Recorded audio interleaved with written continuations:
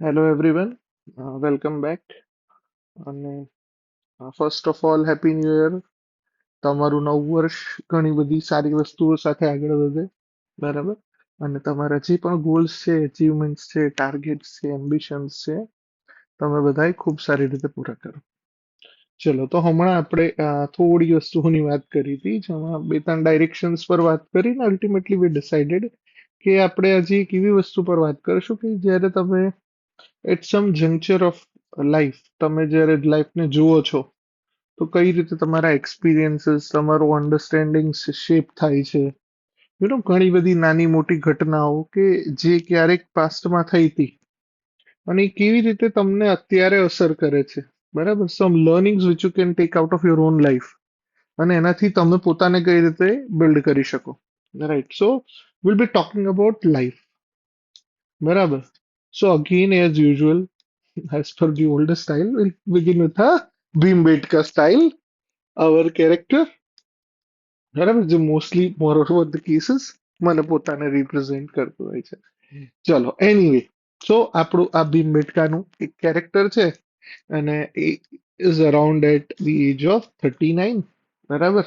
એકાદ પોસ્ટ પર અત્યારે લાઈફ પર બેઠું છે, એક સરકારી નોકરી જોડે છે, બરાબર. ક્લાસ 1 કહેવાય જેને.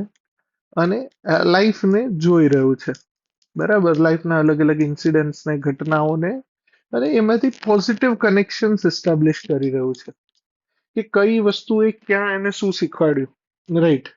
So let us look and join this fellow કે થયું છે શું, બરાબર. ઓકે.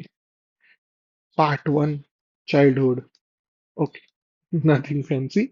પણ નાનપણની અમુક ઘટનાઓ છે કે જે આપણને શેપ કરતી હોય છે. as far as I can recall, so one of the curious incident was कि of course we are talking about the era, wherever the person is born in 1986. So the computers and something is very new. જ્યારે એ 10મામાં છે ત્યારે 2001 છે, જ્યારે 12મામાં છે ત્યારે 2003 વર્ષ છે, રાઈટ. અને આ પરિસ્થિતિમાં, આ સંજોગોમાં ટેકનોલોજી અને બધું બહુ નવું છે, બરાબર. ટેકનોલોજી ને બધું એટલું એડવાન્સ થયું નથી. સો લાઈફમાં ઘણી બધી વસ્તુઓ એવી છે કે જે તમે ફર્સ્ટ હેન્ડ શીખો છો, બરાબર. તો first things which I can remember is my reading habit and reading style, બરાબર. રાઈટ નામ આઈ એમ વેરી સરપ્રાઇઝ કે જ્યારે લાઇબ્રેરી વર્ડ્સ આપણે વાપરીએ ને, સ્પેશિયલી જ્યારે લોકો તૈયારી કરતા હોય ત્યારે ત્યારે એનો અર્થ બહુ અલગ થાય છે, કમ્પેર ટુ હું જે લાઇબ્રેરીનો મતલબ કરતો અને અત્યારે જેનો મતલબ આપણે કરીએ છીએ એ બહુ અલગ છે. લાઇબ્રેરી નેવર મીન્સ કે એ જગ્યાએ તમે જાઓ, 1500 થી 2500 થી 3000 4000 રૂપિયા તમે પર મંથ આપો અને ત્યાં તમે પોતાની બુક્સ ને બધી વસ્તુઓ લઈ એક કન્ડિશન્ડ એન્વાયરમેન્ટમાં, કોમ્પિટિટિવ એન્વાયરમેન્ટમાં તૈયારી કરો. No, for me the library has been always something a very secret place, મતલબ જોરદાર જગ્યા હતી. મતલબ as far as I can remember, maybe third or fourth standard, આનાથી વધારે લેટ તો નહીં જ હોય, મને ખબર છે સેક્ટર 21ની લાઇબ્રેરી, 21 સેક્ટરની, અને ઇવેન્ચ્યુઅલી પછી 17ની લાઇબ્રેરી, સેક્ટર 17 ગાંધીનગરની લાઇબ્રેરી. એ બંને મારા માટે બહુ એક્સાઇટિંગ પ્લેસીસ હતા.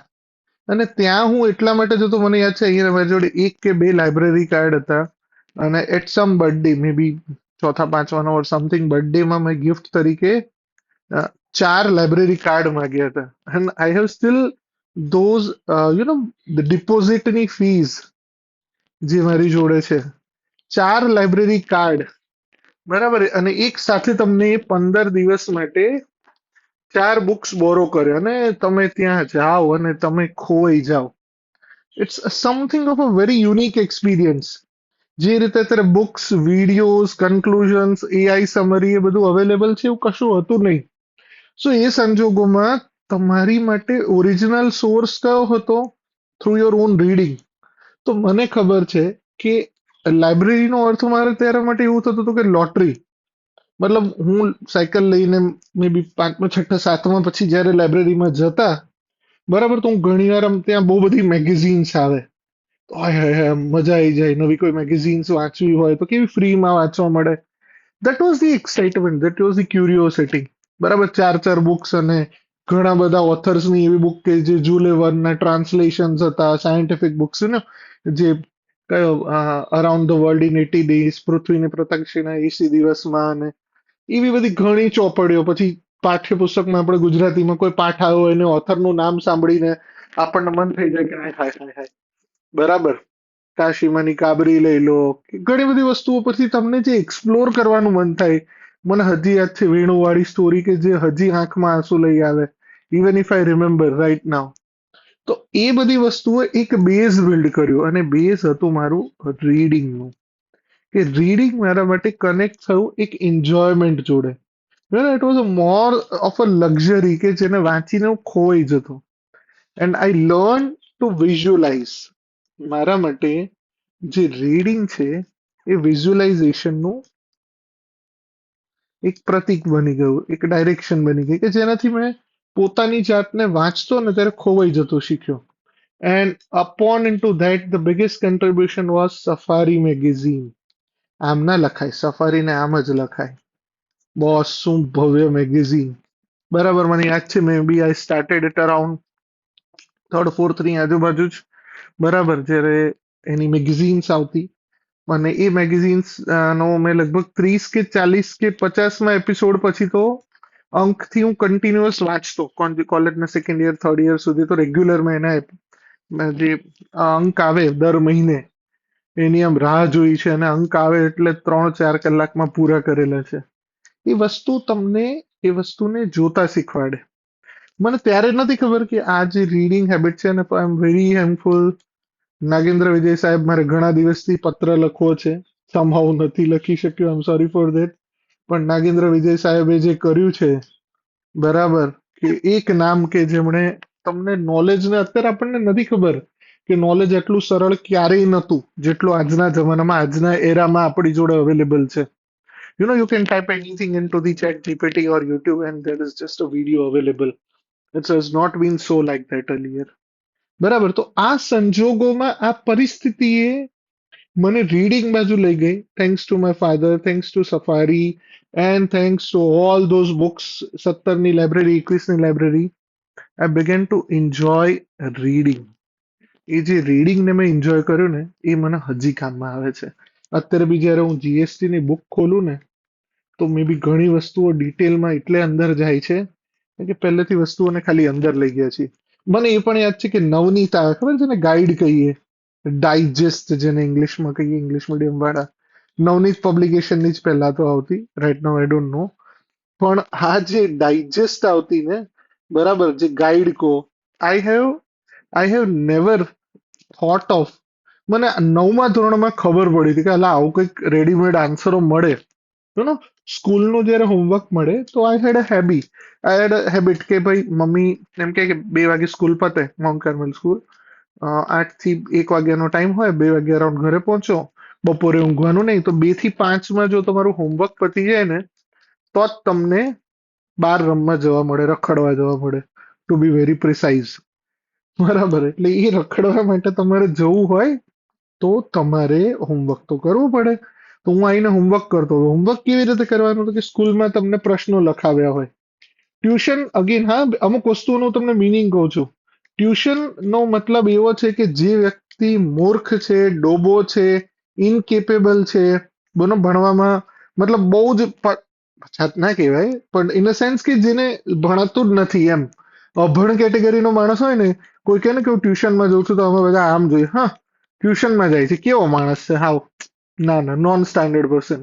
આઈ have seen in to that era. અને અત્યારે જ્યારે જોઉં છું કે બાલ મંદિરમાં લોકોના ટ્યુશન્સ હોય.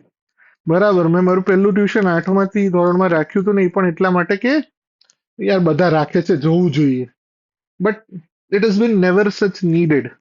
બરાબર, તો મને યાદ છે સ્કૂલના પ્રશ્નોના જવાબ પાઠ્યપુસ્તકમાંથી વાંચીને જે લખવાની મજા આવતી ને, maybe this is a reason why I could write my mains answers quite well. You know તો આ બધી વસ્તુઓ કેવી થઈ ખબર છે, કે તમે જ્યારે અત્યારે જુઓ ને કે ના યાર આ વસ્તુ કેમ સારું લખાય છે, સારું સમજાય છે, પણ એનો બેઝ છે બહુ જૂનો, પુરાણો, જૂનો ગઢ નીકળ્યો છે ને. આપણને પણ ના ખબર હોય કે આ બધી વસ્તુ ક્યાંથી આવે. કાલે મેં ઘણું બધું ટ્રાવેલિંગમાં આ બધું વાંચ્યું, વિચાર્યું અને ઘણી બધી વસ્તુઓ જેને પ્રગટ થઈ. યુ નો તો આ બધી વસ્તુઓ થઈ કે ટ્યુશન્સ નો મતલબ બહુ અલગ છે, લાઇબ્રેરી નો મતલબ બહુ અલગ છે, હોમવર્ક નો મતલબ અલગ છે. બરાબર, આ બધા અર્થો છે. પછી કેટલીક વસ્તુ એમાં એક વસ્તુ હોય બેડમિન્ટન. યુ નો ઘણા વર્ષો હું રમ્યો, હજી બી રમું, કોઈક વાર બ્રેક લઉં પાછું છોડું. પણ physical activity has been something of a very necessity. બરાબર, કે જે દરેકમાં મેં ઘણા બધા સેશન્સમાં પણ કીધું છે કે આ હોવી જોઈએ જ. કોઈ પણ એક ગેમ. મને યાદ છે હું 8મા 9મામાં હતો અને બહુ જ રખડતો એમ, મતલબ પપ્પાને એવું લાગે કે ગલીમાં છોકરાઓ જોડે તમે ફાલતુમાં ટાઈમ બગાડો છો, why don't you join something. એટલે પપ્પાએ summer vacation of maybe 7th standard or maybe 8th standard, 7મા કે 8મા ધોરણનું જે ઉનાળાનું વેકેશન હોય એમાં મને 21 દિવસનો એક બેડમિન્ટનનો કોર્સ જોઈન કરાયો, 21ના જીમખાનામાં. And that has changed so many things. બરાબર, એને જ્યારે યાદ કરું તો અત્યારની ખબર પડી કે વચ્ચેના ઘણા ડ્યુરેશનમાં જ્યારે બેડમિન્ટન આવ્યું છૂટ્યું, પણ આ બધી સંજોગોમાં જ્યારે પણ કોઈ એક ગેમ કન્ટિન્યુઅસ રહી, એણે મને સ્ટેબિલિટી આપી. એણે મારા બોડીને ફિટ રાખ્યું, મારા મગજને ફિટ રાખ્યું, એક એટેન્શન આપ્યું, એક કોન્સન્ટ્રેશન આપ્યું, એક મેડિટેશન આપ્યું. અને અલ્ટિમેટલી એમાં એડ થયો રનિંગનો એક પોર્શન. પીઆઈ સ્કૂલમાં મને યાદ છે હું 400 મીટર 800 મીટરમાં ફર્સ્ટ સેકન્ડ આવતો. But I never thought of as a kind of habit or hobby or something. પણ જ્યારે 2020માં કોરોના ટાઈમમાં ભૂલથી પીઆઈની પ્રિલિમ નીકળી ગઈ અને ડાયરેક્ટ રનિંગ આવ્યું ને, I was introduce to running.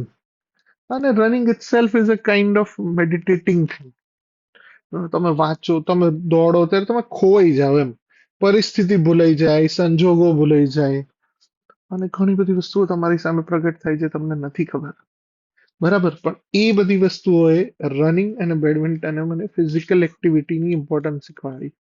અત્યારે હું ફરી પાછો ત્યાં જવાનો ટ્રાય કરી રહ્યો છું. બરાબર, થોડા ટાઈમથી રનિંગ છૂટી ગયું છે, બેડમિન્ટન રમાતું નથી, બધું પાછું જવું છે. બરાબર, તો આ બધી વસ્તુઓ થઈ કે કેટલીક વસ્તુઓ છે કે જે ત્યારના કનેક્શન અત્યારે ભેગા થાય છે. બરાબર, મજાકમાં કોઈને જોવા માટે ગયેલી વસ્તુઓ તમને ઇંગ્લિશ શીખવાડી જાય છે. બરાબર, મને યાદ છે મેથ્સ ને હું એટલા માટે મજા કરતો કે યાર મજા આવતી કે બસ આમ કંઈક નવી રીતે સોલ્વ કરું. ઘણી વાર આપણે વાત કરીએ કે x² + 2ab+ ને આ બધા XYZ તમને ક્યાં કામમાં આવે ને બધું, ઘણા બધા એવા વિડીયોઝ ને ઘણા બધા એવું માનતા હશે.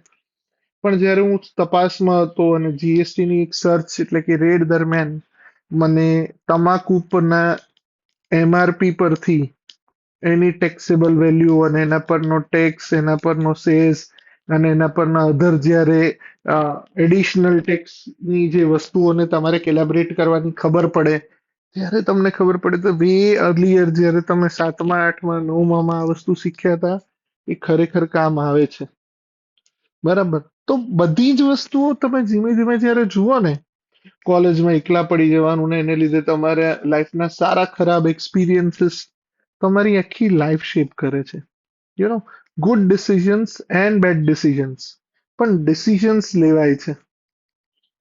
અને આ બધી વસ્તુઓ કરતા કરતા તમને જ્યારે વચ્ચે થોડી વાર અહમ આવી જાય, ગર્વ આવી જાય, ઘમંડ આવી જાય, બરાબર, તો ત્યારે તમારું ઇન્ટ્રોડક્શન થાય છે પરિસ્થિતિઓ દ્વારા, સંજોગો દ્વારા towards the God and almighty. અને ત્યાં એક ત્રીજો ઇન્ટરેસ્ટિંગ ફેઝ આવે છે. બરાબર, કે એક ટાઈમે ભગવાનનું માનવા વાળું વ્યક્તિ ભગવાનથી ઓપોઝિટ થઈ જાય અને પોતાને બહુ ઉપર માનવા માંડે અને ઓલ ઓફ અ સડન કેટલીક અનુભવો એને વળી પાછા ત્યાં લઈ જાય. બરાબર, ગોડ, ભગવાન એના વિશેની પણ ઘણી બધી વસ્તુઓ તમે રિયલાઇઝ કરો છો. બરાબર, તો વસ્તુઓ એ થઈ કે લાઈફ તમને ઘણું બધું શીખવાડશે. બરાબર, લાઈફને તમે જુઓ, તમે સમજો, ચિંતા ના કરો, લાઈફને વહેવા દો. બરાબર, ઘણા બધા અનુભવો હજી અધૂરા છે, એક્સપિરિયન્સીસ હજી ઓન ગોઈંગ છે, એક્સપેરિમેન્ટ્સ હજી ચાલુ છે. બરાબર, તો વસ્તુઓ તમને શેપ થતી રહેશે. બરાબર, પણ મેઇન વસ્તુ શું છે કે કન્ટિન્યુટી રહેવી જોઈએ, કન્સિસ્ટન્સી રહેવી જોઈએ. બરાબર ને, ક્યાંક જવાનું છે. અને એક ડાયરેક્શન આપણે નક્કી કરીએ, પછી નાના નાના બેબી સ્ટેપ્સ લેવાના છે. ધીમે ધીમે ધીમે ધીમે આગળ વધવાનું છે. બરાબર, વસ્તુઓ થાય કે ન થાય, ફેવરેબલ જાય, ઓપોઝિટ જાય, વસ્તુઓ થવા દેવાની છે. ઘણીવાર આપણને એવું હોય ને કે ના ના મેં ધાર્યું એમ જ થવું જોઈએ, પણ મે બી ઇટ્સ નોટ ધ વે. તો કેટલીક વસ્તુઓને થવા દો, કેટલીક વસ્તુઓનો સ્વીકાર કરો અને પોતાની જાતને લીવ કરો સાઈડમાં. વચ્ચે બેરિયર નહીં બનવાનું. Let things go on its own. બરાબર. ચલો, ઘણી બધી ફિલોસોફીની વાતો થઈ ગઈ, પણ yes, more or less life પોતે જ એક બિગેસ્ટ લેસન છે, પોતે જ એક બિગ લર્નિંગ છે, પોતે જ એક ડાયરેક્શન આપે છે. અને ખાસ એટલું યાદ રાખવાનું કે આપણે કઈ શેપ નથી કરતા. બરાબર, જે આપણે છે કે જે હું છે ને એને થોડું ત્યાગી દો. બરાબર, અને અને રિયલાઇઝ કરો, ફીલ કરો કે ના યાર, જે થવાનું છે, જે થઈ રહ્યું છે એ કારણ સાથે છે. બરાબર, એ પ્રોપર છે, એક્સેપ્ટ કરો. બરાબર. અને આ બધું હું કોઈ એડવાઇસ તરીકે કેવી રીતે નથી આપતો, આ બધું જે મેં પોતે અનુભવ્યું, મેં પોતે રિયલાઇઝ કર્યું, મેં પોતે ફીલ કર્યું, ત્યારે ખબર પડી. બરાબર, કે વસ્તુઓ સારી છે અને મોર ઓર લેસ એક પોઝિટિવ એપ્રોચ રાખ્યો છે, રાખવો છે. And life is always full of struggles. બરાબર. ઘણી વાર એવું થશે કે તમે ધાર્યું છે એવું નથી થતું, અનએક્સપેક્ટેડ ટ્વિસ્ટ ટર્ન્સ આવશે, લાઈફ એવી જગ્યાએ મૂવ કરશે કે જ્યાં તમને લાગે અહીંયાથી કોઈ વે આઉટ નથી. પણ ટ્રસ્ટ મી, એ ડાર્કેસ્ટ પોઈન્ટ જ તમારા માટે એક નવા બિગિનિંગની હોપ બનશે. બરાબર, અને પછી તમને કન્ટિન્યુઅસ લાઇટ બાજુ લઈ જશે. પણ જાઓ, અઘરી વસ્તુ શું છે, જાઓ, નવું એક્સપિરિયન્સ કરો, નવું ટ્રાય કરો, નવું સમજો, સ્વીકારો, મજા કરો. બરાબર. લાઈફ તમને બહુ બધી જગ્યાએ લઈ જશે, ઘણું બધું નવું શીખવાડશે, સમજાવશે, મજા કરાવશે. બરાબર, પણ અલ્ટિમેટલી આપણો જે ભીમબેટકા વાળો બાબલો છે ને, એ ખુશ રહેવો જોઈએ. બરાબર. આઈ નો ઇટ્સ ડિફિકલ્ટ કે ઘણી વાર ખુશ રહેવું છે પણ નથી રહેવાતું, પણ રહી બી શકાય. બરાબર, પરિસ્થિતિ છે તો છે, ઇટ્સ ઓકે, કઈ વાંધો નહીં. બરાબર. તો આઈ વુડ સે કે ઘણી બધી વસ્તુઓ સરસ છે, લાઈફ તમને શેપ કરશે. એટલા એક નાનકડા બેબીમાંથી તમે ઘણા મોટા વ્યક્તિ તરીકે જ્યારે બનશો અને ઇવેન્ચ્યુઅલી લાઈફમાં જ્યારે પ્રોગ્રેસ કરશો, તો લાઈફ તમને આપોઆપ ઘણી બધી વસ્તુઓ શીખવાડતી જશે. બસ એટેન્ટિવ રહો, એક્ટિવ રહો, આજુબાજુ જુઓ, એક્શન કરો, એક્સપેક્ટેશન છોડો. બરાબર, સ્વીકારો. Maybe you will have what you ever need. બરાબર. તો એક સિમ્પલ આટલા મેસેજ સાથે આપણું આજનું રેકોર્ડિંગ આપણે એટલે સુધી રાખીએ. હોપફુલી આપણી યાર લાઈફ વિશેની થોડી ઘણી ફિલોસોફિકલ વાતો તમને મજા આવી હશે and you might have enjoyed. બરાબર, તો આપણે આપણું રેકોર્ડિંગ એટલે સુધી રાખીએ, ઓફલાઈન ડિસ્કશન થોડું ચાલુ રાખીએ. Right, so with this V conclude. Hopefully you liked and enjoyed today's prank discussion.